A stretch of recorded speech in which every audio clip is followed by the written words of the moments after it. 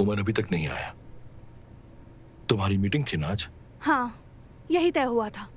ऐसा मुझे मालूम है कि तुम नाराज हो, लेकिन मुझे वजाहत देने दो। वजाहत की जरूरत नहीं मेहमद, तुमने मेरी नेक नियति का गलत फायदा उठाया।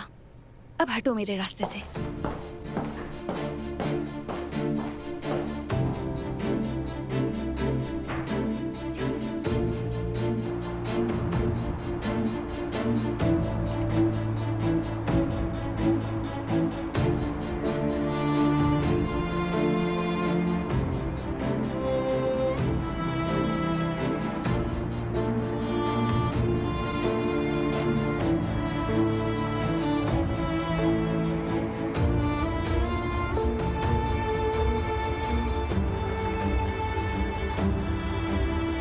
सलाम जालार, कैसे हो तुम?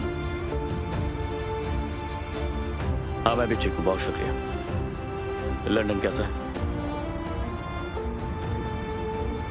मैंने अपना फैसला बदल लिया है। बाबा की एंजियोप्लास्टी हुई है, तुम जानते हो। थोड़े से एहतियात हो जाए, उसके बाद वापस आ जाऊंगा मैं। हाँ भाई, बिल्कुल ठीक है, क्योंकि यहां रुकने की अब कोई वजह बाकी नहीं रही। ठीक है, फिर बात होती है इंशाल्लाह। खुदा हाफिज।